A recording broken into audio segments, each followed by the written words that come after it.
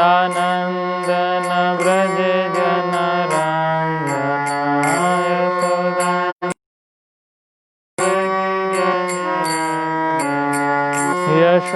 Yashodanandan Vraj जनरञ्जना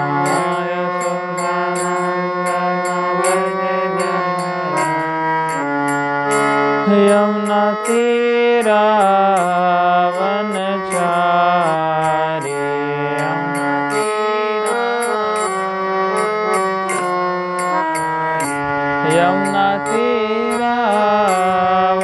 यमुनातीरावनचारी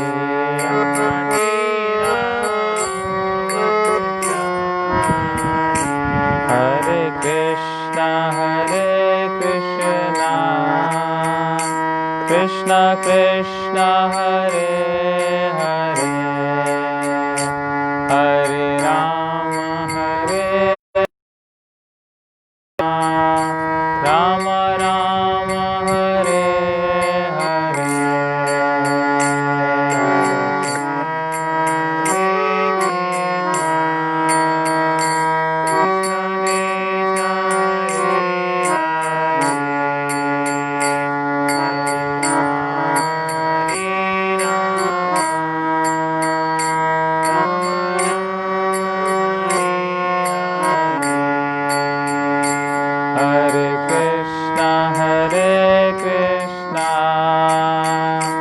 Krishna Krishna Hare Hare Hare Ram Ram Ram Hare Hare Hare Krishna Krishna Krishna Hare Hare Hare Ram Ram Ram Hare Hare Hare Krishna Krishna Krishna Hare Hare Hare Ram Ram Ram Hare Hare Hare Krishna Krishna Krishna Hare Hare Hare Ram Hare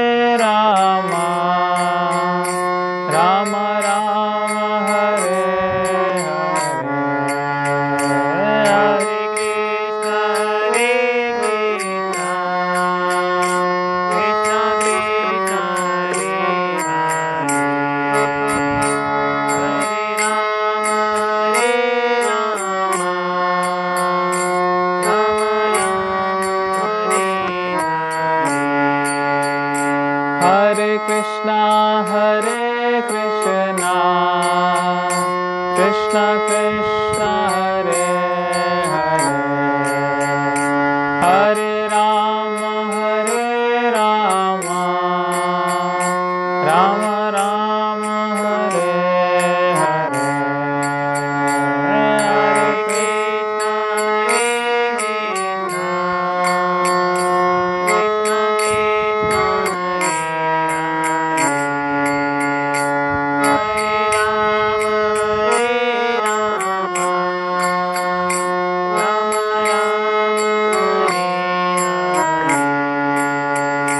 Hare Krishna Hare Krishna Hare Hare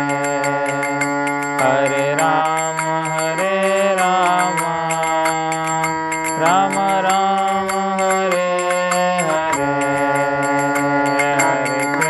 Hare Krishna Krishna Hare Hare Hare Ram Ram Hare Hare Hare Krishna Krishna Hare Hare Hare Ram Ram Hare Hare Hare Krishna Krishna Hare Hare Hare Ram Ram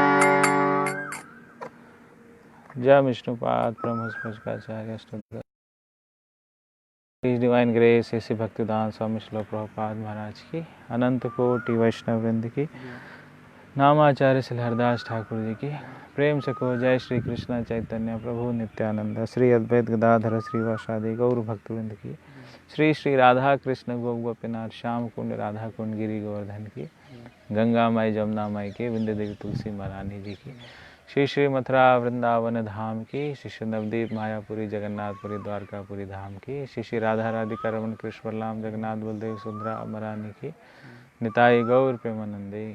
All glories to the assembled devotees, all glories to the assembled devotees, all glories to the assembled devotees, all glories to Sri Sri Guru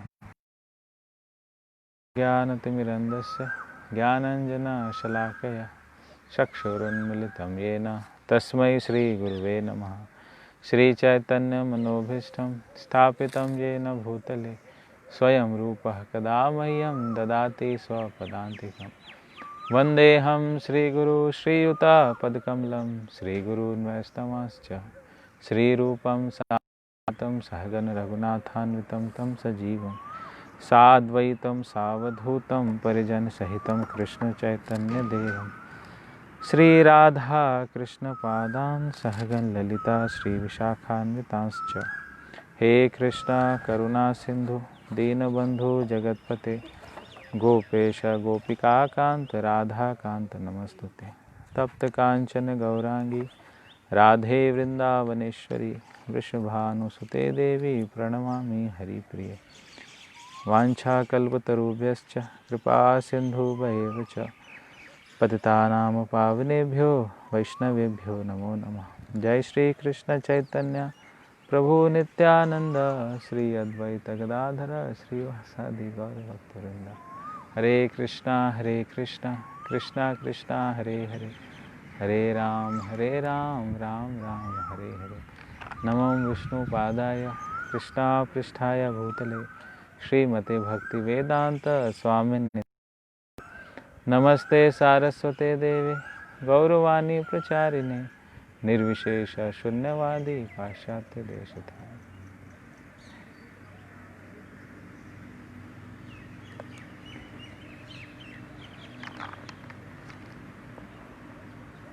हरे कृष्णा। तो आप सभी का स्वागत है फिर से भगवत चर्चा में।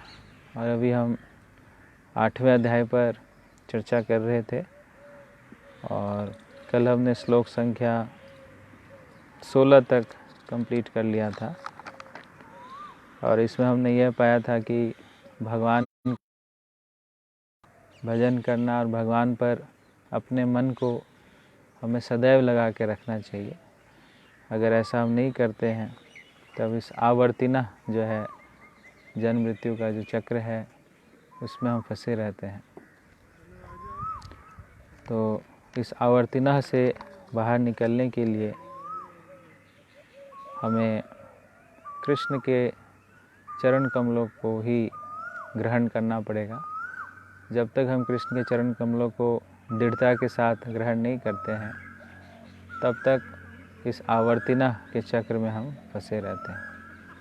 इसलिए 16वें श्लोक में कृष्ण ने कहा, आ ब्रह्म भुवनान लोका पुनरः आवर्तिनो अर्जुन मामुपेत्य तो कौन्तेय पुनर्जन्म न विद्यते।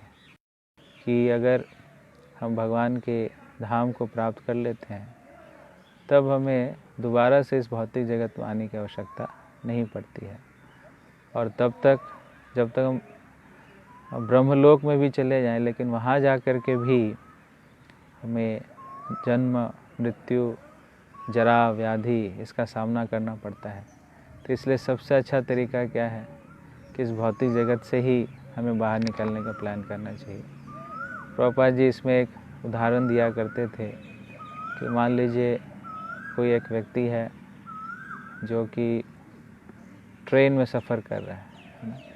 एक व्यक्ति जनरल बॉगी में है, एक व्यक्ति स्लीपर बॉगी में है, एक व्यक्ति 3rd AC कोच में है, एक 2nd AC, first class AC। लेकिन हैं तो सारे के सारे ट्रेन में ही। तो जनरल बॉगी वाला है वो समझता है कि ये जो फर्स्ट क्लास AC में होगा वो कितना अच्छा होगा। स्लीपर वाला समझता है कि फर्स्ट क्लास वाला होगा वो कितना अच्छा होगा, है ना। इस प्रकार से वह अपने से ऊपर के जो स्टेटस है उससे अपने आप को कंपेयर करता रहता है ना। लेकिन ओवरऑल अगर हम देखें, अगर ट्रेन लेट होती है तो सबके लिए लेट होती है। वह ऐसा नहीं देखती है कि यह फर्स्ट क्लास वाला है तो इसके लिए लेट नहीं होगा, ये सेकंड क्लास वाला है तो इसके लिए ज़्यादा लेट होगा। ट्रेन लेट है तो सबके लिए लेट है, और ट्रेन जल्दी है तो सबके लिए जल्दी है। तो इसीलिए उसी प्रकार से अगर इसमें कोई व्यक्ति ऐसा सोचे कि ये पृथ्वी लोक जो है वो अच्छा नहीं है, हमें स्वर्ग लोक जाना चाहिए। कईयों को तो पता ही नहीं होता है कि स्वर्ग में और धाम में क्या अंतर है। ज़्यादातर लोग अपने नाम के आगे स्वर्गीय लिखा देते हैं, उनको लगता है कि स्वर्ग ही सबसे बड़ा डेस्टिनेशन है, लेकिन ऐसा नहीं है। स्वर्ग में ज़्यादा फैसिलिटीज़ हैं, उससे ऊपर के लोकों में जाएंगे तो उससे ज़्यादा फैसिलिटीज़ हैं, लेकिन वो है तो इसी भौतिक जगत के अंदर ही है, इस भौतिक जगत के बाहर नहीं है। तो इसलिए जो ऑब्जेक्टिव होना चाहिए हम सबका, वो इस भौतिक जगत से ही बाहर निकलने का होना चाहिए। जब तक व्यक्ति इस भौतिक जगत से बाहर नहीं निकलेगा तब तक वह आवर्तिना, जो आवर्तिना का मतलब चक्र की तरह ऊपर से नीचे, ऊपर से नीचे, ऊपर से नीचे। आप देखेंगे, आप में से कई लोगों ने बचपन में मैरी गो राउंड कहते हैं या फेरिस व्हील कहते हैं, ऐसे करके वो चलता है। तो फेरिस व्हील घूमता रहता है ऐसे ऐसे ऐसे, तो वो ऊपर जाते जाते जाते इतना हाइट तक आ जाता है, लेकिन थोड़े समय के बाद फिर वो धीरे धीरे नीचे आ जाता है, फिर वो ऊपर जाता है, हाइट में आ जाता है। तो इसी प्रकार से ये जो जीव है, जीव इसी प्रकार से नाना प्रकार के योनियों में और नाना प्रकार के लोकों में फेरिस व्हील की तरह घूमता रहता है। कभी इस व्हील में चला गया, कभी ऊपर चला गया, कभी नीचे चला गया, कभी बीच में आ गया, ऐसा ही। तो कृष्ण कह रहे हैं क्या, आप ब्रह्म भुवनान लोका, कि अगर ब्रह्मा जी के लोक तक भी हम पहुंच जाते हैं फिर भी वहाँ पर क्या है, पुनः आवर्तिना, फिर से हमें आना जाना पड़ता है। लेकिन सबसे अच्छा और बेस्ट तरीका क्या है, माम उपेत्य तो कौन्तेय पुनर्जन्म न मिलते। कि अगर कोई व्यक्ति कृष्ण के चरण कमलों को प्राप्त कर लेता है तो उसको इस आवर्तिना से वो बच जाता है, इस आवर्तना के चक्र में वो नहीं फंसता है। तो ये 16 नंबर श्लोक तक हमने कल चर्चा कर ली थी। तो आज जो है 17 से लेकर के 22, 17 to 22, ये एक सेक्शन है। इसमें भौतिक जगत और आध्यात्मिक जगत क्या है में चर्चा किया गया।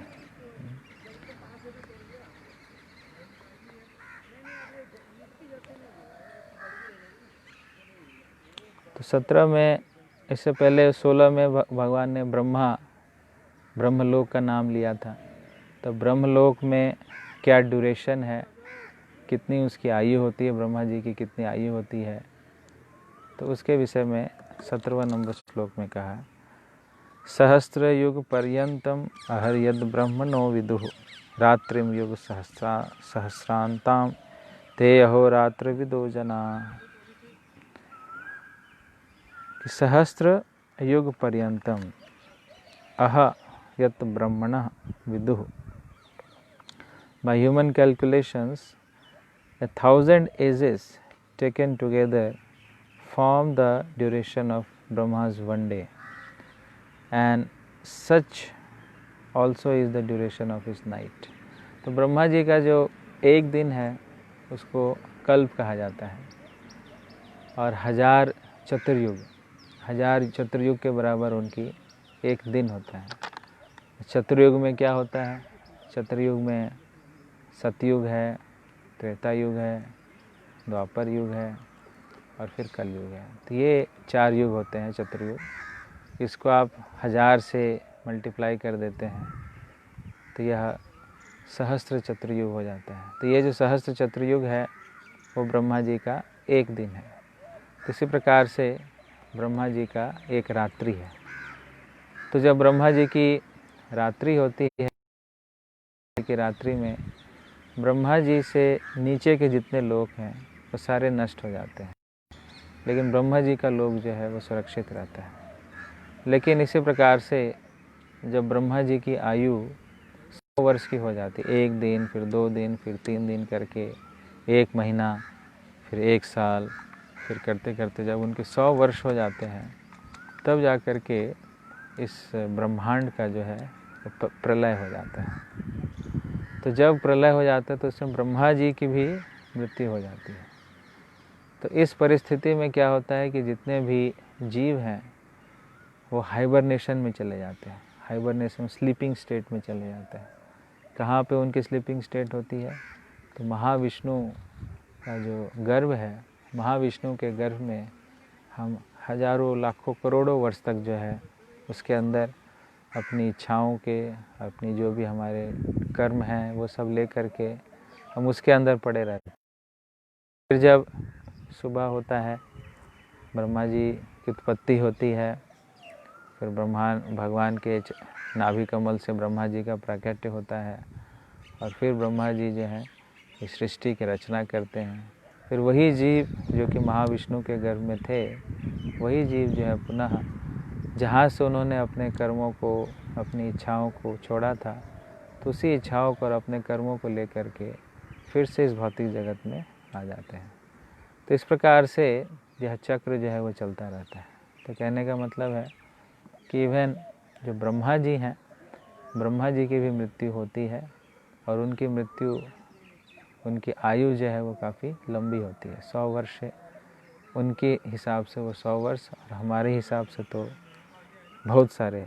इसमें कैलकुलेशन प्रभुपाद जी ने करके दिखाया है, 311 trillion and 40 billion earth years, 311 trillion और 40 बिलियन अर्थ ईयर्स जो है वह ब्रह्मा जी की आयु होती है। तो सहस्त्र युग पर्यंतम हम अर्यद ब्रह्मणो विदुः रात्रिम युग सहस्रांतम सो अहो रात्रि उदो जना। ब्रह्मा जी की आयु का कैलकुलेशन भगवान ने किया है, और भगवान श्री ब्रह्मा जी के एक दिन में आते हैं। हर एक दिन में ब्रह्मा जी के एक कल्प में कृष्ण जो है इस धराधाम में आते हैं। भगवान अभी जो पिछला द्वापर गया है, इसी में भगवान श्री कृष्ण आए थे, और इसमें जो 14 मनु होते हैं एक दिन में, तो उसमें जो 7वां मनु होता है, 7वें मनु के 28वें जो चतुर्युग होता है, उसमें जो है भगवान इस धराधाम में प्रकट होते हैं। तो वो चतुर्युग कब गया? वो चतुर्युग अभी यही चल रहा है, 28वां चतुर्युग चल रहा है। और ब्रह्मा जी की जो तत्कालीन ब्रह्मा जी अभी जो हैं, उनकी आयु जो है वो 50 ईयर्स के वो हो चुके हैं। तो हमारी स्थिति ये है कि हम अभी उस ब्रह्मा जी के संरक्षण में हैं, या उनके अधिष्ठाता में हैं, जिनकी आयु 50 ईयर्स है, और 28वां चतुर्युग चल रहा है, 7वां मनवंतर चल रहा है, और अभी अभी श्री कृष्ण इसी चतुर्युग में होकर के गए हैं। अभी जो पीछे द्वापर युग आया था, इसमें भगवान कृष्णस्तु भगवान स्वयं, वह स्वयं अभी आकर के गए हैं। और उसके बाद अभी कलयुग में चैतन्य महाप्रभु आए, आज से 532 वर्ष पूर्व चैतन्य महाप्रभु आए, और उन्होंने हम सबको भक्ति की शिक्षा दी। और फिर अभी हम कलयुग में फंसे हैं। तो ये जो है हमारी पूरी की पूरी हिस्ट्री है जहाँ पे हम हैं। तो भगवान की कृपा से हम सबको पता चल रहा है कि क्या है, क्या ज्ञानता है, क्या भक्ति है। कलयुग में हम अभी फंसे हैं। तो कलयुग को दोनों दृष्टिकोण से देखें तो एक दृष्टिकोण से ये बहुत ही बुरा है कि कलयुग में जो 4 नियम है उसको पालन करना बहुत मुश्किल होता है। कलयुग में करके आपके दोष ही दोष हैं, कलो दोषो निधे राजन, अस्ति एक महान गुना, कीर्तनादेव कृष्णस्य मुक्त संगः परम व्रजेत। ये जो है एक दोषों की निधि है। लेकिन कलयुग में अच्छी बात यह भी है कि यहाँ पर हरिनाम है, भगवान के नाम का जप है, संकीर्तन है, और भगवान की भक्ति बहुत ही सहज है अगर इसको हम सहजता के साथ करेंगे तो। और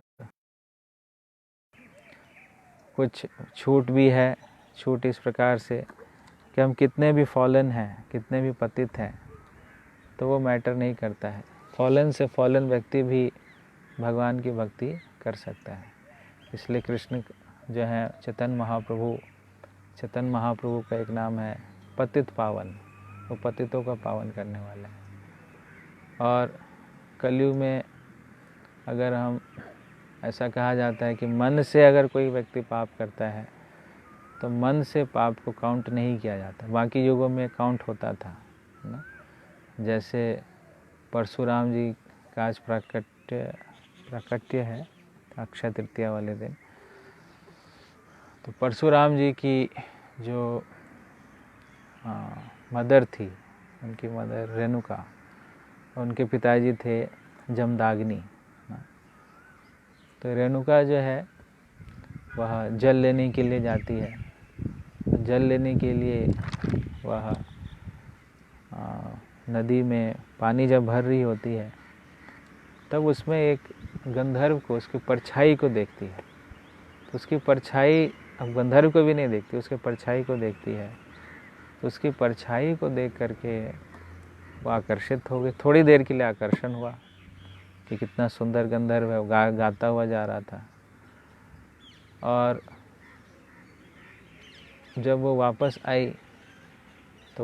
आई तो उनके पति जो थे जमदाग्नि, उनको पता चल गया, क्योंकि कुछ त्रुटि हो गई। जितने उनके कलश लाने थे वहाँ से उतने कलश नहीं लाए, कुछ कम कलश लाए। तो इसमें उनकी कुछ त्रुटि हो गई। तब उन्होंने पूछा क्या त्रुटि हो, कैसे हुआ, तो बता नहीं पाई। तो उन्होंने अपने यौगिक सिद्धि से देखने का प्रयास किया कि क्या हुआ, क्यों ये त्रुटि किया। तो उन्होंने पाया कि कुछ क्षण के लिए उन्होंने उस गंधर्व के चिंतन किया, वो भी परछाई में चिंतन किया, सोचा खाली थोड़ी देर के लिए। तो जब ये सोचा, इतना ही में उन्होंने बोला कि ये अब वो दूषित हो चुकी है, इसकी चेतना दूषित हो चुकी है, तो इसलिए इसको जीना नहीं है अब। इसने अपने सतीत्व को, इसने अपने चास्टिटी को समाप्त कर लिया है। तो इसलिए अपने पुत्रों को वो कहते हैं कि अब अपनी माता की हत्या कर दो। तो कोई भी पुत्र जो है तैयार नहीं होता अपनी माता की हत्या करने के लिए। तब वो परशुराम को कहते हैं, परशुराम माता जी ने ऐसा किया, इसका वध कर दो। तो परशुराम जी ने अपनी माता का वध कर दिया और उनके पिताजी ने बाकी पुत्रों का वध कर दिया। लेकिन परशुराम की इस गतिविधि से जमदाग्नि जी काफ़ी प्रसन्न हुए और जमदाग्नि जी ने बोला, वाह, तुमने तो एक बार में इस ऑर्डर को एग्जीक्यूट कर दिया, तो बताओ तुम्हें क्या आशीर्वाद चाहिए, क्या वरदान चाहिए। तब उन्होंने कहा कि मेरी मम्मी को वापस ज़िंदा कर दीजिए और उनको ये भुला दीजिए कि मैंने उनकी हत्या की थी। दूसरा मेरे जो भाई हैं, वो जो मार दिया आपने, उनको भी जीवित कर दीजिए। 3 वरदान उन्होंने मांगे, तीसरा भी कुछ था, मुझे याद नहीं आ रहा। तो इस प्रकार से उनकी माता जी रेणुका फिर से जीवित हो गई, उनके जो बच्चे थे वो भी जीवित हो गए। तो कहने का मतलब ये है कि उस समय में मन से भी कोई व्यक्ति पाप करता था तो उसको सज़ा दी जाती थी। इन कलयुग में यह छूट दी गई है कि अगर कोई व्यक्ति मन करता है तो उसका कोई रिएक्शन नहीं लगता है। लेकिन इसका यह मतलब नहीं है कि व्यक्ति मन से पाप करता रहे। भीष्मदेव ऐसा बतलाते हैं कि अगर मन से कोई कंटिन्यूअसली पाप करता रहता है तो धीरे धीरे वह एक्शन में भी आ जाता है। पहले जो चीज़ें होती हैं वो माइंड से स्टार्ट होती हैं, माइंड से थिंकिंग के बाद उसकी फीलिंग के बाद उसकी विलिंग। ये 3 स्टेजेज होते हैं। पहले कॉन्टेम्पलेशन होता है, ध्यायतो विषयान पुंसः, फिर संगस्ते सुपजायते, फिर संजात संजायते कामा, कामा क्रोधोपजायते। तो अगर हम किसी विषय का चिंतन करते हैं, किसी विषय को हमेशा अपने हृदय में धारण करके रखते हैं, तो प्राप्ति करने के लिए हमें एग्जीक्यूशन भी करना पड़ता है। तो थिंकिंग से फीलिंग, फीलिंग से विलिंग। तो इसलिए यह जो मन के द्वारा पाप है, इसकी हमें छूट दी गई है, लेकिन इसका मतलब ये नहीं है कि व्यक्ति जो है अपने मन से पाप करता रहे। तो एक भक्त को कहा गया है कि एक भक्त जो है वह हंस के समान होता है। हंस कैसा होता है कि हंस परम हंस आपने सुना होगा। तो उनको हंस क्यों कहा जाता है? क्योंकि हंस को एक विवेक शक्ति होती है। निरक्षीर विवेके हंसो हंसो बको बका। जो बका है, जो बत्तख है और जो हंस है, दोनों श्वेत हैं, श्वेत दोनों हैं। हंस भी है और बत्तख जो डक होता है वो भी श्वेत होता है, हंस भी श्वेत होता है। लेकिन आप कैसे पहचान पाओगे कि ये बत्तख है कि ये हंस है? तो उसका टेस्ट है कि निरक्षीर विवेके हंसो हंसो बको बका। कि जब नीर और क्षीर का विवेक करने की बात होती है कि पानी और दूध में अंतर करो, तो बत्तख नहीं डिफरेंस नहीं कर पाता, वो पूरा पी जाएगा। लेकिन जो हंस है वह उसको डिफ्रेंशिएट करता है कि ये नीर को पानी को दूध को अलग कर देगा, दूध को पी जाएगा। तो इसी प्रकार से जो भक्त है वह सदैव भक्ति और स्पिरिचुअलिटी इसको चूज़ करते हैं, कृष्ण को चूज़ करते हैं। और जो बंधन के कारण हैं, आसक्तियां हैं, माया का बंधन है, उसको वह साइड करते हैं। इसलिए भक्त को हंस कहा जाता है। उसी प्रकार से आपके उदाहरण, चलो हंस तो नहीं देखा, मुर्गा मुर्गी आपने देखा होगा, सुना होगा। तो मुर्गे को अगर आप वो दे दो, पत्थर और ग्रेन्स मिक्स करके आप दे दो, तो मुर्गा क्या करता है? मुर्गा ऐसे ऐसे करेगा, एक तरफ पत्थर रखेगा, एक तरफ दाना रखेगा, एक तरफ पत्थर, एक तरफ दाना। तो पत्थर अलग कर देगा और दाना अलग कर देगा, है ना, फिर दाना खा लेगा। तो इस प्रकार से यह चॉइस हमेशा हमारे पास रहती है कि हम स्पिरिचुअलिटी को चूज़ करें या मटेरियल नेचर को चूज़ करें। तो जैसे हम स्पिरिचुअलिटी को चूज़ करते हैं तो हम सेफ जोन में रहते हैं, मटेरियल लाइफ को चूज़ करते हैं, भौतिकता को चूज़ करते हैं, तो वैसे ही हम अनसेफ जोन में चले जाते हैं ना। जैसे मोबाइल है आपका, मोबाइल से आप दोनों चीज़ें कर सकते हैं कि आप सीधे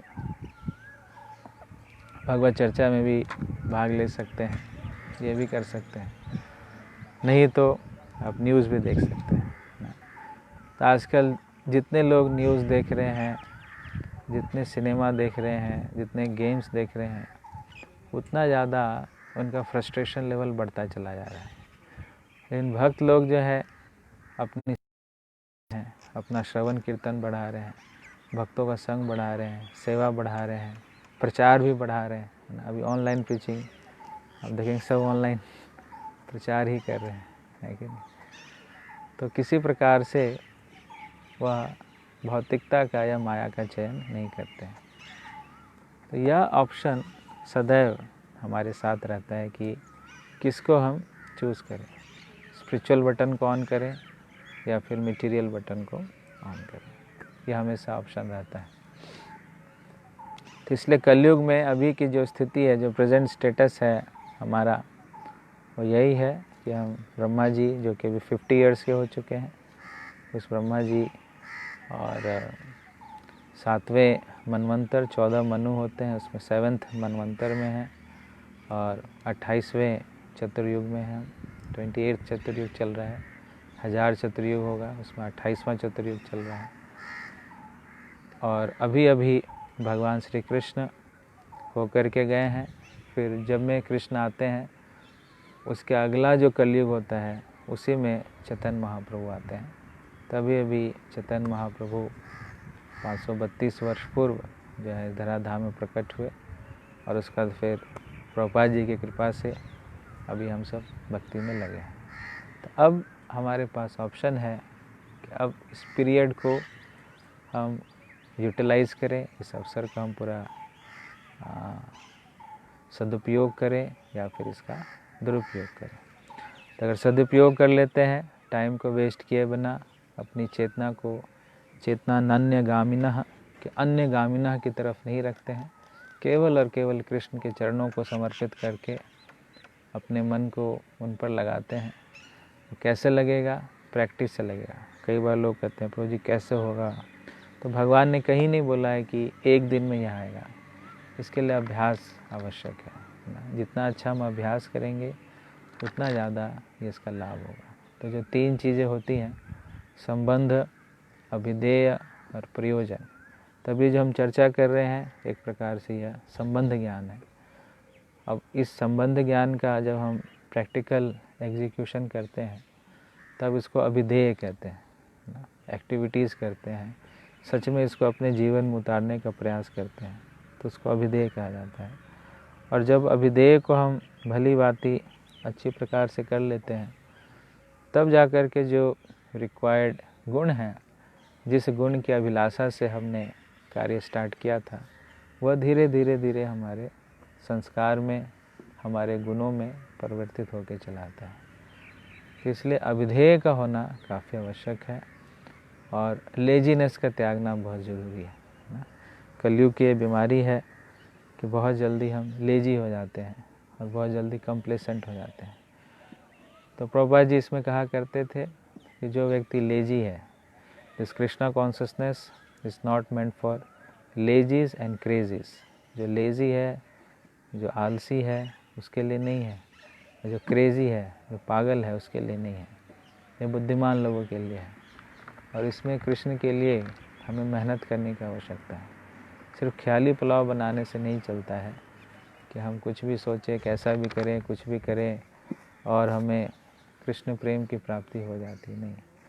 हमें एक डेफिनेट डायरेक्शन में, मार्गदर्शन में रहते हुए गतिविधियों को सही प्रकार से चेष्ट और भाव दोनों है ना। भाव भी अच्छा होना है और चेष्टा भी होना है। सिर्फ भाव होगा, चेष्टा नहीं होगा तो वो भी गलत है। सिर्फ चेष्टा होगा, भाव होगा, वो भी गलत है। तो चेष्टा करेंगे, उससे हमारे भाव जो है वो शुद्ध होते हैं। तो इसमें भगवान ब्रह्मा जी की आयु के विषय में बतलाते हैं। फिर 18वें श्लोक में वो कह रहे हैं, अव्यक्ताद व्यक्तः सर्वः प्रभवन्ति अघर आगम रात्रि आगमे प्रलीयन्ति तत्रैव व्यक्त समज्ञ के संज्ञ के। At the beginning of Brahma's day, all living entities become manifest from the unmanifest state. तो ब्रह्मा जी की शुरुआत में जो दिन की शुरुआत होती है तो जितने जीव अनमैनिफेस्ट होते हैं, व्यक्त नहीं होते हैं, उनके दिन के आते ही वह व्यक्त हो जाते हैं। और जब उनकी रात्रि होती है तो छोटा प्रलय होता है और छोटे प्रलय में फिर से वह महाविष्णु के गर्भ में चले जाते हैं। ब्रह्मा जी का लोक सुरक्षित रहता है। और फिर जब ब्रह्मा जी की भी मृत्यु का समय आता है, 100 वर्ष जब उनके भी समाप्त हो जाते हैं तो ब्रह्मलोक भी समाप्त हो जाता है। फिर सारे के सारे कारण सागर में जो लेटे हुए महाविष्णु हैं, महाविष्णु के गर्भ में सभी प्रवेश कर जाते हैं। जिस स्थिति में जितना प्रारब्ध लेके जिन इच्छाओं के साथ वह रहते हैं, उन्हीं इच्छाओं के साथ वह उनके गर्भ में चले जाते हैं। फिर जब ब्रह्मा जी का नया दिन स्टार्ट होता है तो फिर वहाँ से वह फिर से जहाँ जिस स्थिति में थे उस स्थिति से फिर से अपना स्टार्ट कर देते हैं। तो जब तक ये हमारे कर्मों के रिएक्शंस, कर्मों के जो फल हैं, हमारी भौतिक इच्छाएं हैं, वो जब तक शुद्ध नहीं होगी तब तक हम बारंबार इसी प्रकार के चक्र में हमेशा फंसे रहेंगे। तो भूतग्रामः स एवायं भूत्वा भूत्वा प्रलीयते रात्रगमे अवशः पार्था प्रवत्य हरागमे प्रभृति अहर आगमे. Again and again, when Brahma's day arrives, all living entities come into being, and with the arrival of Brahma's night, they are helplessly annihilated. तो बार बार जो है जीव मरता है, ब्रह्मा जी की रात्रि होती है, उसमें महाविष्णु घर में जाता है, ब्रह्मा जी की मृत्यु होती है उसमें. तो ऐसा ही भटक रहा है, ब्रह्मांड भ्रमिते, पूरे ब्रह्मांड में वो भटकता ही रहता है. कभी इधर, कभी पक्षी बन गया, कभी कोरोना वायरस बन गया, कभी कुछ बन गया, कभी कुछ बन गया, वो भटकता रहता. आज कोरोना हमारे पीछे है, कल वही कोरोना मनुष्य बन जाएगा और हम कोरोना बन जाएंगे, फिर हम उस मनुष्य के पीछे भागेंगे. तो आज कोरोना हमारा दुश्मन है और कल हम कोरोना के दुश्मन बन जाएंगे. मतलब तो ये कोई बड़ी बात नहीं है ना. तो पक्षी हैं या कीड़े हैं, तो ये लोग भी पहले मनुष्य जीवन में थे. ऐसी बात नहीं है कि ये कभी मनुष्य जीवन में नहीं रहे और हम ही मनुष्य जीवन में स्पेशल बन के आए हैं और इनका कोई महत्व नहीं है. यहाँ तक कि ये जो पेड़ पौधे होते हैं, पेड़ पौधे भी, इनमें भी जीवन है, इनको भी फीलिंग्स आती है ना, इनके अंदर भी भावनाएं होती हैं ना. इसलिए एक ऐसा रिसर्च किया गया कि एक खेती की गई, तो उस खेती में बहुत सुंदर कीर्तन बजाया गया. तो वो जो खेती था उसका जो प्रोडक्शन था वो बड़ा अच्छा हुआ. और एक खेती था जिसमें म्यूज़िक चलाया गया, गाली गलौच वाले हॉरिफिक साउंड्स जो होते हैं, एकदम टेंशन वाले, ये वाले, ऐसे जब वहाँ पे म्यूज़िक चलाए गए तो वहाँ की जो पैदावार थी वो बड़ी गंदी पैदावार हुआ ही नहीं पैदावार. वो जो क्रॉप था वो भी परेशान हो गया, उसने ठीक से अपना यील्ड नहीं दिया. लेकिन जहाँ पर कीर्तन चल रहा था, अच्छा एटमॉस्फेयर था, तो वहाँ का जो क्रॉपिंग हुआ बहुत ज़्यादा हुआ, अच्छे से हुआ. तो ऐसा नहीं कि ये पक्षियों को या पेड़ पौधों को अनुभूति नहीं होती है, इनको भी अनुभूति होती है. तो इसलिए आपके घर में तुलसी महारानी है अगर, तो तुलसी महारानी को जितना आप केयर देंगे उतनी तेज़ी से वह बढ़ती है ना. अगर आप केयर नहीं देते हैं तो वो सूख जाती है, मुरझा जाती है, अगर आप प्रेम नहीं दोगे. तो यह जो प्रेम का सिद्धांत है वो सब पर लागू होता है. ऐसा नहीं कि सिर्फ मनुष्यों पर लागू होता है, हर एक जगह लागू होता है. पेड़ पौधे, पक्षी, जीव जितने हैं, सबको अगर प्रेम दिया जाए तो सभी बहुत आनंदित होते हैं और अपना बेस्ट वो देते हैं. जैसे गौ माता है, गौ माता का भी अच्छा दूध आप चाहते हैं तो गौ माता को हम जितना प्रेम देते हैं, बछड़े के साथ जिनको उतना रखते हैं, तो गौ माता का दूध बेस्ट निकल के आता है. तो इसी प्रकार से अगर आप भी चाहते हैं कि आपका जो बेस्ट है वो बाहर निकल के आए, तो आप कृष्ण से प्रेम कीजिए और कृष्ण का प्रेम लीजिए. आपने आसपास के जो लोग हैं, जो भक्त लोग हैं, पारिवारिक लोग हैं, उनको भी अच्छे से प्रेम दीजिए, अच्छे से केयर कीजिए.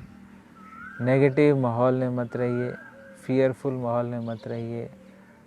एक पॉजिटिव एटमॉस्फेयर में रहना है हमें.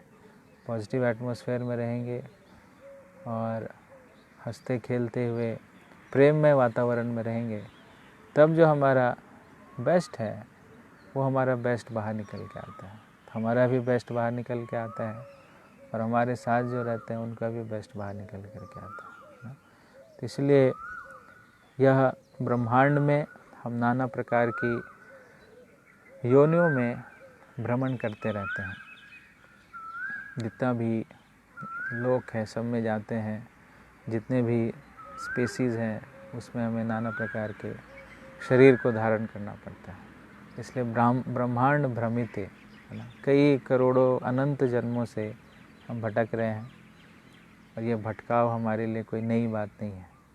तो क्यों भटक रहा है? क्योंकि मन भटक रहा है ना. तो जब तक ये मन भटकता रहेगा, जब तक ये भगवान के चरणों में आश्रित नहीं होगा तब तक ये भटकाव इसका रहेगा, वो समाप्त नहीं होगा। ऐसा नहीं है कि लॉकडाउन खुलते ही सब कुछ ठीक हो जाएगा। आज कोरोना वायरस है, कल कोई नया वायरस आएगा, तो कुछ ना कुछ इस प्रकार से इस जीवन में भटकाने के लिए समस्याएं रहेंगी। तो इससे कोई व्यक्ति अगर संभल जाता है, समझ में आ जाता है कि नहीं, ये मेरा भटकने का कारण क्या है, मैं क्यों भटक रहा हूँ, और अपने इस भटकाव को वो रोकता है और अपने आप को पूर्ण रूप से भगवान पर आश्रित करने का प्रयास करता है, तब जाकर के इसका भटकाव जो है वो समाप्त होता है। तो वही इसमें कह रहे हैं कि ब्रह्मा जी के भी जो रात्रि होती है उसमें हम महाविष्णु के घर में जाते हैं, और फिर जब उनकी मृत्यु हो जाती है तब भी हम फिर से दोबारा से उसमें लग जाते हैं। तो ये चक्र चलता ही आ रहा है।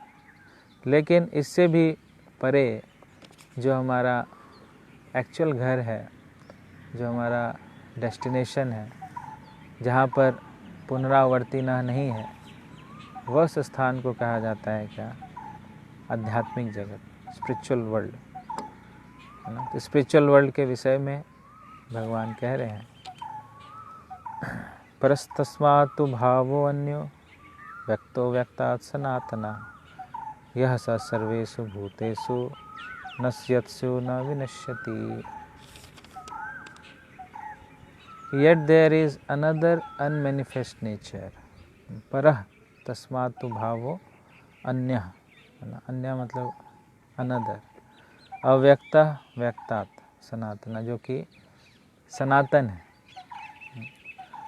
यह सर्वेषु भूतेषु नश्यत्सु न विनश्यति, कि बाकी सभी जगहों का विनाश हो जाता है, लेकिन ये जो भगवान का धाम है, जो आध्यात्मिक जगत है, जो स्पिरिचुअल वर्ल्ड है, उसका कभी भी समाप्त नहीं होता है।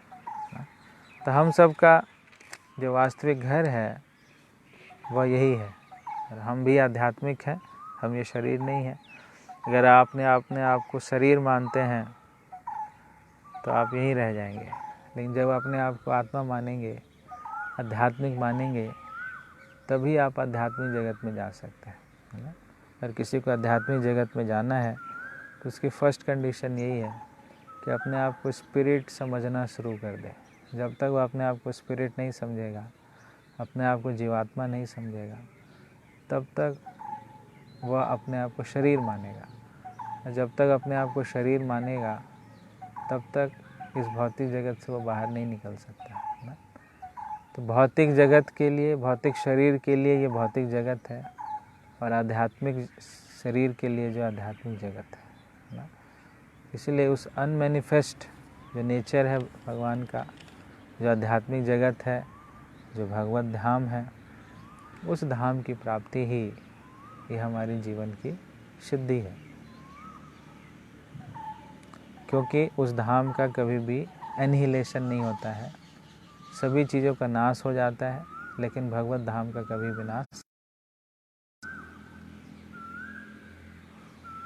श्लोक संख्या 21। अव्यक्तोऽक्षर इति युक्तस्तम् आहुः परमां गतिं यं प्राप्य न निवर्तन्ते तद्धाम परमं मम। That which the Vedantists describe as unmanifest and infallible, that which is known as the supreme destination, that place from which, having attained it, one never returns, that is my supreme abode. तो उस जगत को, वो जो जगत है वो infallible है। अक्षर, क्षर का मतलब होता है फॉलेबल, और अक्षरा का जो मतलब इनफॉलेबल, तो उनका कभी भी फॉलेबल मतलब कभी भी नाश नहीं होता है। तो भगवान हैं वो अक्षर हैं, तो भगवान का धाम भी है, वो भी अक्षर है, और भगवान की जो भक्ति है वह भी अक्षर है। तो भगवान की भक्ति, भगवान का धाम और भगवान, इनको अक्षर कहा गया है। भगवान का एक नाम है अच्युत, अच्युत का मतलब यही है इनका कभी भी च्युत नहीं होता है। और एक मतलब यह भी है कि भक्तों की भक्ति के लिए, भक्तों की प्रसन्नता के लिए, भक्तों की भक्ति की रक्षा करने के लिए वो कभी च्युत नहीं होते, कभी गिरते नहीं हैं।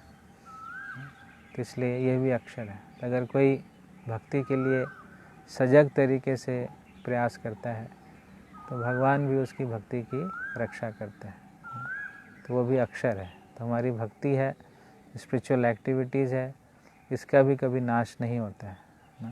तो जो भी हम आध्यात्मिक गतिविधि कर लेते हैं वह हमारे इटर्नल अकाउंट में चला जाता है। इसके विषय में भगवान कहते हैं, नेहा भी क्रम नाशो अस्ति प्रत्यवायो न विद्यते सुअल्पमपि धर्मस्य त्रायते महतो भयात्। कि थोड़ा अल्प समय भी अगर हम भक्ति कर लेते हैं इसका कभी नाश नहीं होता है। अक्षय, इसको वास्तविक रूप से भक्ति ही अक्षय है। आज हम अक्षय तृतीया मना रहे हैं, तो अक्षय का वास्तविक क्या कौन सी चीज़ अक्षय है? तो भगवान की भक्ति है वो अक्षय है, भगवान का नाम है वो अक्षय है, भगवान का रूप है वो अक्षय है ना। तो ये सब चीज़ें अक्षय है। क्षय का मतलब होता है नाश, अक्षय का मतलब होता है कभी जिसका नाश नहीं होता है। तो हमें भी अक्षय तृतीया के दिन यह प्रण लेना चाहिए या अपने आप को संकल्पबद्ध करना चाहिए, मुझे क्षय चीज़ों की तरफ नहीं भागना। कि जो क्षय है मतलब जिसका नाश होता है, जो फॉलेबल है उसके पीछे नहीं भागना। जो इनफॉलेबल है, जिसका कभी नाश नहीं होता है, जिसका कभी क्षय नहीं होता है, उसके पीछे मुझे भागने का प्रयास करना चाहिए। तो उसको कहते हैं अक्षय तृतीया। लेकिन लोग अक्षय तृतीया वाले दिन गोल्ड खरीदते हैं, सोना खरीदते हैं ताकि जीवन भर हम सोने के बीच में रहें। लेकिन सोना जो है वो भी बंधन है। कलयुग का वास होता है सोना में।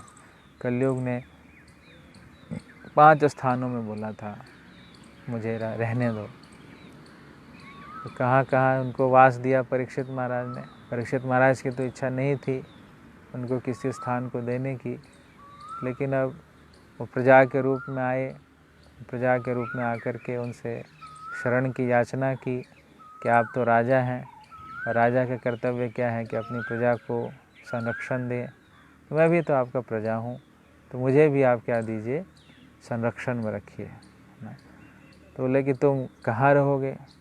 तो उन्होंने बोला कि उनको बोला ऑप्शन, उनके परीक्षित महाराज का स्थान दीजिए। तो परीक्षित महाराज ने 4 स्थान में उनको रहने का स्थान दिया। तो उन्होंने बोला कि ये जो 4 स्थान है यह तो आपके राज्य में है ही नहीं, तो इसलिए एक स्थान और दीजिए। तो उन्होंने एक स्थान दिया है गोल्ड, सोना। तो ये जो सोना है यह इसमें कलयुग का वास है ना। तो एक प्रकार से जो धन है हमारा, धन भी सोने को ही हम कंपेयर कर सकते हैं। तो ये धन जो है वो कलयुग है। इसलिए कलयुग का जो लक्षण है, कैसे कलयुग का पता चलता है? कलयुग का पता चलता है आपके लड़ाई से ना, कलह और हिपोक्रेसी। हिपोक्रेसी से और लड़ाई से कलयुग का पता चलता है। कहीं भी आपको पता करना है कलयुग है कि नहीं है, तो आप चेक करो वहाँ लड़ाई हो रही है कि नहीं, और वहाँ पे दिखाव हिपोक्रेसी है कि नहीं, कपट की भावना है कि नहीं। कपट की भावना मतलब अंदर कुछ है बाहर कुछ है। तो जहाँ पे ये 2 लक्षण आ गए तो समझ जाइए कलयुग का वास वहाँ पे हो रहा है। लड़ाई हो रही है और दूसरा कपट की भावना है, मुंह पर कुछ है अंदर कुछ है, जब हम कपटी बन जाते हैं। तो आप देखेंगे जहाँ भी धन होता है तो धन के लिए लड़ाई होती है और धन के लिए कपट भी होता है ना। आप नोट कीजिएगा, आप सब तो ज़्यादा क्लोजली इस चीज़ों को देख सकते हैं अपने गृहस्थ आश्रम में, अपने रिलेटिव्स में, अपने बच्चों के साथ। ये धन जहाँ भी आ जाता है, ये मनी जहाँ भी आ जाता है, मनी सब कुछ स्पॉइल कर देता है ना। हमारे रिलेशनशिप को स्पॉइल कर देता है, हमारा जितना भी किया करा है उसको स्पॉइल कर देता है। क्यों? क्योंकि उसमें कलयुग का वास होता है ना। तो कलयुग का ये लक्षण है कि लड़ाई करवाएगा और वह आपको लड़ाई करवाएगा और आपको हिपोक्राइट बनाएगा, कपटी बनाएगा। तो पैसों के लिए लोग कितने कपटी बन जाते हैं, झूठ बोलना शुरू कर देते हैं, चीट करना शुरू कर देते हैं और पैसों के लिए लड़ाई करते हैं। इसमें कलयुग छिपा हुआ है। इसलिए पैसा का इस्तेमाल बहुत सोच समझ करके और सही तरीके से करना चाहिए, तभी जा कर के हम इस कलयुग के प्रभाव से बचे रहेंगे। प्रभुपाद जी पैसों का इस्तेमाल कैसे करते थे? प्रभुपाद जी के पास शुरू में बहुत कम धन था, बाद में तो करोड़ों की संपत्ति हो गई। तो जब उनके पास कम धन था तो उस समय भी एक एक धन का वो कैसे खर्चा करते थे, वो सबको नोट करते थे कि आज जो है दूध में इतना सेंट लगा। सेंट जैसे यहाँ पे रुपया होता है, पैसा होता है, वहाँ पे डॉलर और सेंट होता है अमेरिका में। तो इतना केला में लगा, इतना इसमें लगा, एक एक पैसे का, एक एक पाई का हिसाब रखते थे। और ऐसा भी नहीं कि जहाँ पे ज़रूरत है वहाँ पे पैसा खर्च नहीं करते थे। जितनी ज़रूरत होती थी वो पैसा खर्च कर देते थे। प्रचार में लगाना है तो ये नहीं सोचते थे कि अगले महीने क्या होगा। अब एक बार तो ऐसा हो गया कि जहाँ पे वो रह रहे हैं 26 सेकेंड एवेन्यू में, अगले महीने वो क्या रेंट देंगे उनको पता नहीं।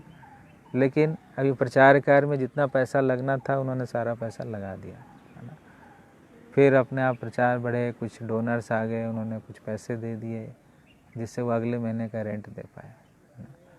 तो कहने का क्या मतलब है कि जो भी हमारे पास लक्ष्मी है, लक्ष्मी को हमें लक्ष्मी समझना चाहिए। लक्ष्मी है वो हमारी संपत्ति नहीं है, संपत्ति है ना। ईशावास्यम इदं सर्वम यत् किंचित जगतां जगत, है ना। तो कृष्ण की संपत्ति है, तो इसको कृष्ण की सेवा में लगाने का पूरा प्रयास करना चाहिए। और जितना ज़्यादा आप कृष्ण की सेवा में लगाएंगे, कृष्ण और देंगे। ये हमें भ्रम हो जाता है कि पता नहीं देंगे कि नहीं देंगे। अभी भी तो वही दे रहे हैं, बाद में भी वही देंगे। लेकिन वह देखते हैं कि सच में मेरे लिए इसने लगाया कि नहीं लगाया। जैसे आज ही के दिन सुदामा ब्राह्मण भी भगवान से मिलने के लिए द्वारका गए थे। तो सुदामा के पास जो था कुछ भी नहीं था, प्रैक्टिकली वो हैंड टू माउथ वाले भक्त थे, है ना। डेली कुछ भिक्षाटन करके लाते थे, उससे जो उनको प्राप्त हो जाता था उसी से अपना दिन चलाते थे। फिर अगले दिन वो क्या खाएंगे उनको कुछ नहीं पता। पहनने के लिए भी क्या है, पहनने के लिए भी एक जोड़ी भी नहीं, एक सेट, मतलब एक धोती एक कुर्ता बस। और वाइफ के पास एक साड़ी, बस एक साड़ी से वो काम चलाती थी और ये एक धोती कुर्ता से काम चलाते थे। ये उनका जीवन था, पतले दुबले, लीन एंड थिन, स्किनी। और भगवान के पास भी गए, देने के लिए कुछ नहीं था, क्या देंगे। वह तो द्वारकाधीश हैं, श्रीनिकेत है, भगवान का एक नाम है श्रीनिकेत, कि श्री का निकेतन है वो। श्री मतलब लक्ष्मी है, निकेत मतलब उनका घर, लक्ष्मी के घर है वो। वक्षस्थल भगवान का, वो लक्ष्मी जी का घर है। तो उनको क्या दें, लेकिन फिर भी अपने मित्र से मिलने के लिए जा रहे हैं, तो अपने मित्र से मिलने के लिए खाली हाथ नहीं जाना चाहिए। तो ये भी एक एडिकेट है कि हम जब भी मंदिर आएँ या किसी भक्त से मिले तो खाली हाथ नहीं आना चाहिए। तो भगवान भी, सुदामा जी भी जब गए उनके पास तो खाली हाथ नहीं आए। उन्होंने आस पड़ोस के लोगों से थोड़ा सा चावल या पोहा इकट्ठा किया, एक मुट्ठी चावल, और फिर वो लेकर के भगवान के पास जाते हैं। जब वो भगवान के पास गए तो भगवान को देने से हिचक रहे थे, क्या करूं, ये मैं क्या दूं, ये तो इतने ऐश्वर्यवान हैं, इनके पास तो इतनी संपत्ति है, मैं इनको क्या दे सकता हूँ। तो कुछ भी जो वो भेंट लेकर के आए थे वो भेंट नहीं दे पा रहे थे उनको। कृष्ण ने तो देखा था कि मेरे लिए भेंट लेकर आया है, अब बिना भेंट दिए हुए जा रहा है तो इसलिए ज़बरदस्ती उन्होंने क्या किया, अपना झपट्टा मारा। झपट्टा मार करके जो सूखे चावल थे, चिड़वा, उसको उन्होंने बहुत प्रेम पूर्वक खाया ना। और इतना उनको प्रेम आया कि उसकी मिठास जो है, कह रहे थे उनकी मिठास जो है वो इतनी ज़्यादा है क्योंकि इसमें प्रेम छुपा हुआ है। तो भगवान हमारी इस भाव को नहीं देखते, हमारी इस चीज़ को नहीं देखते कि हमने क्या खिलाया है। वो 56 भोग के भूखे नहीं हैं, वह प्रेम के भूखे हैं। लेकिन आपके पास अगर सामर्थ्य है 56 भोग लगाने का तो हमें 56 भोग लगाना चाहिए। ऐसा नहीं कि चुपचाप से थोड़ा थोड़ा माखन मिश्री खिला दिया। नहीं, अगर सामर्थ्य है तो हम अच्छे से कृष्ण को ऑफ़र करना चाहिए। अगर नहीं है तो जितना भी सामर्थ्य है, एक जल पिलाने का, एक फल खिलाने का, पत्रम पुष्पम फलम तोयम यो में भक्तिया प्रेक्षति, कि जो मुझे भक्ति भाव से प्रेक्षित करता है, देता है, तब मैं उसे आसानी से ग्रहण कर लेता हूँ। तो कृष्ण ने उनके इस प्रेम को, सूखे चावल को ग्रहण किया। और सुदामा कुछ मांग नहीं पाए वहाँ पर। सुदामा की हिम्मत ही नहीं रही थी, क्या मांगूँ इनसे, ये इतने बड़े हैं, मैं क्या, तो उनके आगे कुछ नहीं मांग पाए। लेकिन भगवान को तो पता था कि ये किस लिए आए हैं। तो जब ये वापस जाते हैं यही सोचते हुए कि मैं कहाँ विप्र हूँ, दरिद्र हूँ, और वहाँ कृष्ण श्रीनिकेतन, वो जो कृष्ण है वो श्रीनिकेत है, और उन्होंने अपने हाथों से मुझे आलिंगन किया। ये बात उनको बड़ा वो लग रहा था कि कृष्ण जो है, जो लक्ष्मीपति हैं, जो सबको आलिंगन भी नहीं करते हैं, उन्होंने क्या किया, आरंभिता, उन्होंने मुझे आलिंगन किया। यह इसी चीज़ का वो बारंबार स्मरण कर रहे थे। कृष्ण के प्रेम में ही वो डूब गए। वो ऐसा कंप्लेन नहीं कर रहे थे कि देखो मैं गया, कुछ मांग के नहीं लाया, क्या हो गया, वेस्ट हो गया मेरा जाना कई लोग मंदिर अप्रोच करते हैं, मंदिर में आते हैं, इसी भाव से आते हैं कि मैं जिस इच्छा से जा रहा हूँ वो इच्छा की मेरी पूर्ति हो, और बाद में अगर उनकी इच्छा पूर्ति नहीं होती है तो उनको लगता पता नहीं मंदिर क्यों गया, टाइम वेस्ट है मंदिर जाना, भगवान के दर्शन करना। लेकिन सुदामा के अंदर ऐसी फीलिंग नहीं आ रही थी। सुदामा क्या सोच रहे थे, सुदामा ये सोच रहे थे कि भगवान कितने दयालु हैं, उन्होंने मेरे प्रेम को एक्सेप्ट किया, मेरी दरिद्रता को नहीं देखा, है ना। तो वे मेरी दरिद्रता को ना देख करके उन्होंने मुझे प्रेम को देखा, जो कि श्रीनिकेत है। तो उन श्रीनिकेत ने क्या किया, मेरा आलिंगन कर लिया। तो इसी आलिंगन को सोचते सोचते वह जा रहे थे अपने घर वापस, ना। तो उनका घर जो है पोरबंदर में है अभी भी, सुदामा जी का घर। अब द्वारका से जब सोमनाथ की तरफ जाते हैं नीचे, तो पोरबंदर में उनकी मंदिर बनाया गया है। तो वो कुटिया तो, महल तो नहीं है, लेकिन कहते हैं कि यही स्थान है पोरबंदर में जहाँ भी रहते थे। तो इधर सुदामा जी को तो लग रहा था भगवान का प्लेन, भगवान को बहुत बुरा लग रहा था कि इसने अपने सामर्थ्य से ज़्यादा मुझे दिया ना, लेकिन मैंने इसको क्या दिया, क्योंकि मेरे लिए तो ये कुछ भी नहीं है ना। ये जो महल है, ये जो ऐश्वर्य जो उन्होंने बाद में उनको दिया, तो भगवान के लिए क्या है। कह रहे इसके पास तो कुछ भी नहीं था, लेकिन ये अपने आउट ऑफ द वे जा कर के करके मेरे लिए भेंट लेकर के आए, मैंने तो ऐसा कुछ नहीं किया।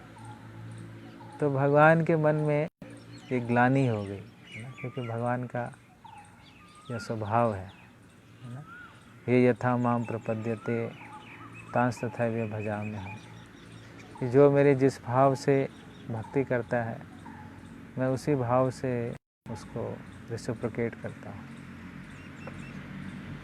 तब भगवान जो है अपने अंदर ये ग्लानि का एहसास करते हैं कि मैं उस रूप से रेसिप्रोकेट नहीं कर पाया जिस रूप ये सुदामा मेरे पास आया हुआ था। लेकिन फिर भी जितना बन सके तो भगवान ने सुदामा को अपोलेंसेस दिया। लेकिन सुदामा अपोलेंसेस में आकर के पागल नहीं हो गए, वो वैसे ही रहे। सुदामा ने इस भौतिक संपत्ति का इस्तेमाल भगवान की सेवा में ही लगाया। तो भगवान कैसे लोगों को देते हैं और कैसे लोगों को नहीं देते हैं। ऐसे लोगों को भौतिक ऐश्वर्य देते हैं जो भौतिक ऐश्वर्य को प्राप्त करके भी उससे विचलित ना हो और वह भगवान की भक्ति और अच्छे से कर पाए, तो ऐसे लोगों को भौतिक ऐश्वर्य देते हैं। लेकिन जहाँ उनको ऐसा लगता है कि मैं उसको भौतिक ऐश्वर्य थोड़ा दे दूँगा, यह विचलित हो जाएगा, अपने आप को कंट्रोल नहीं कर पाएगा, मुझे भूल जाएगा, तो फिर उसको भौतिक ऐश्वर्य नहीं देते।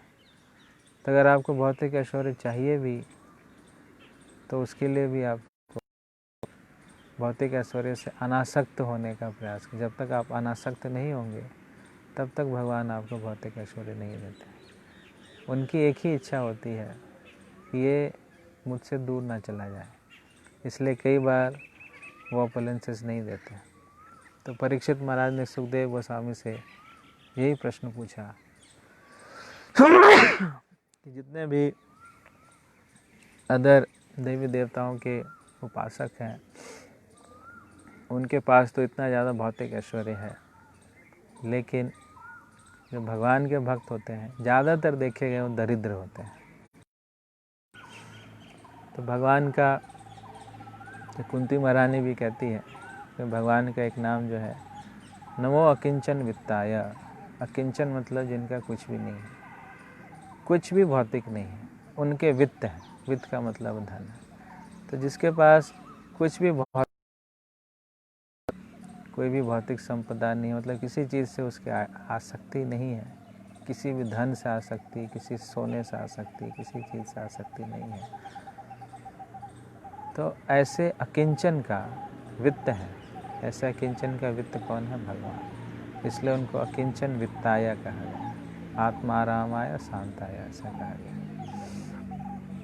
कैवल्य पते नमः, ऐसा कुंती महारानी उनको कहती है। तो सच में अगर हमें भगवान जैसा वित्त, भगवान का प्रेम रूपी वित्त, कृष्ण प्रेम रूपी वित्त की प्राप्ति करनी है, से जो आकर्षण है, जो अटैचमेंट है, उसको हमें त्यागना पड़ेगा।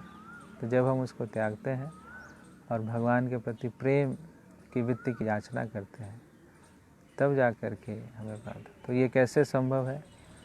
तो जब कृष्ण से प्रेम हम करेंगे तभी जा कर के ये भौतिक वित्त से, मटेरियल अटैचमेंट से हमारा डिटैचमेंट होगा। बिना कृष्ण के प्रेम के उत्पन्न किए ये अटैचमेंट डिटैच नहीं हो सकता है। इसलिए सुपरफिशियली भी हम नहीं कर सकते इसको, हमें इसको नेचुरली करना पड़ेगा, है ना। नेचुरली जब हम करते हैं तब जा कर के इस जो भौतिक आकर्षण है या भौतिक जो हमारा अटैचमेंट है वो कम होता है। तो वो जो धाम है अव्यक्तोक्षर इत्युक्तमाहु परमाम गति यम प्राप्य न निवर्तन्ते तद्धाम परमम मम। ये जो भगवान का धाम है, परम धाम है। तो इस धाम के विषय में ब्रह्म संहिता में बहुत अच्छा विश्लेषण किया गया है कि वह धाम कैसा है।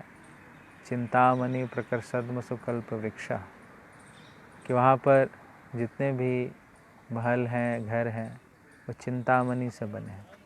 चिंतामणि का मतलब है कि ऐसी मणि जहाँ पर आप कुछ भी इच्छा व्यक्त करते हैं तो आपकी इच्छाएं तत्क्षण प्रकट हो जाती हैं। कल्प वृक्ष, वहाँ पे जो वृक्ष है वो कैसे हैं? वो कल्प वृक्ष है। ऐसे वृक्ष हैं जहाँ पर हम कुछ भी कल्पना करते हैं, कुछ भी इच्छा करते हैं तो एकदम से प्रकट हो जाते हैं। सुरभीर अभिपालयंतम, कि वहाँ पर बहुत सारे गाय हैं और उन गायों को वहाँ पर सुरभि कहा जाता है, इसलिए उस स्थान गोलोक धाम कहा गया है। गोलोक का मतलब ही है वह लोक जहाँ पर गाय ही गाय है। तो भगवान को ये गाय बहुत ही प्रिय है, तो इसीलिए यह स्थान बहुत ही सुंदर है, बहुत ही दिव्य है। लक्ष्मी सहस्त्र शतसेव्य सेव्य मानम, कि लाखों लाखों लक्ष्मियाँ जो हैं वह भगवान की सेवा में लगी हुई हैं। गोविंदम आदि पुरुषम तम हम भजामि। तो भगवान के धाम का जो वर्णन है वह ब्रह्म संहिता में बतलाया गया है। ब्रह्मा जी ने उस धाम के दर्शन किए, उस धाम के दर्शन करने के बाद उन्होंने उस धाम के विषय में लिखा, जो कि ब्रह्म संहिता में लिखा गया। तो इस धाम के से जितना हमारा आकर्षण होगा, उस धाम की जाने की जितनी इच्छा होगी, तभी हम धाम की तरफ जाने का प्रयास करेंगे। अगर धाम के बारे में पता ही नहीं होगा तो हम कहाँ जाएंगे? अब घर से बाहर तभी निकलोगे जब आपको डेस्टिनेशन पता होगा। जब जिसको डेस्टिनेशन ही नहीं पता जाना कहाँ है, तो घर से बाहर निकल के भी क्या करेगा? वापस घूम फिर के अपने घर आ जाएगा। तो इसी प्रकार से अपने असली घर को जाने का अगर हम प्रयास करेंगे, तभी इस भौतिक अटैचमेंट से, इस भौतिक जगत से हम बाहर निकल सकते हैं। जब तक उस घर की जाने की इच्छा नहीं होगी, तब तक यहाँ से निकलने की भी इच्छा नहीं होगी। तो अगर आपको एक अच्छा घर, तो पुराने घर को आसानी से छोड़ देते हो। जैसे कई लोग अमेरिका में सेटल होना चाहते हैं। अमेरिका में NRI ग्रीन कार्ड आपका बन गया, अच्छा घर मिल गया, अच्छा जॉब मिल गया, तो कोई इंडिया नहीं आना चाहता है। सब उधर ही बाहर ही रहना चाहते हैं। कनाडा जाना चाहेंगे, अमेरिका जाना चाहेंगे, वहाँ फैसिलिटीज़ हैं।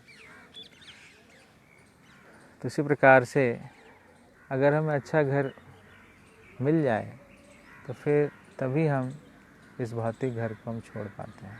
तो आध्यात्मिक जगत का जो घर है वही हमारा वास्तविक घर है, वो अल्टीमेट घर है, सनातन है। उसी घर में हम सबको जाने का योजना बनानी चाहिए। तो जब ऐसे घर में जाने की योजना करेंगे, तब स्वाभाविक रूप से इस भौतिक जगत का जो घर है, इससे हमारा अनासक्ति उत्पन्न होने लगता है। तो attachment to Krishna leads to detachment from material world. Without attachment with Krishna detachment is impossible ना। ये जो डिटैचमेंट है भौतिक जगत से, वो इम्पॉसिबल है जब तक हम कृष्ण से अटैच नहीं होते। तो इसलिए यह ऐसा धाम है जिस धाम में जाने के बाद हम दोबारा से इस भौतिक जगत में नहीं आते। यम प्राप्त न निवर्तन्ते तद्धाम परमम मम। और यह जो धाम है वो किस प्रकार से हमें प्राप्त हो सकता है? पुरुषः स परः पार्थ भक्त्या लभ्यंस्त्वन्यया यशान्तस्थानि भूतानि येन सर्वम् इदं ततः। The Supreme Personality of Godhead, who is greater than all, is attainable by unalloyed devotion. तो इसको हम कैसे प्राप्त कर सकते हैं? पुरुषः स परः भक्त्या, भक्ति शब्द का इस्तेमाल यहाँ भी किया भगवान ने। भक्त्या लभ्यंस्त्व अनन्या, भक्त्या लभ्या, लभ्य मतलब प्राप्त होता है। कैसे प्राप्त होता है? भक्ति से। और किस प्रकार की भक्ति से? अनन्या, जब अनन्य भक्ति करते हैं। यस्यांत स्थानी भूतानि येन सर्वमितम जगत,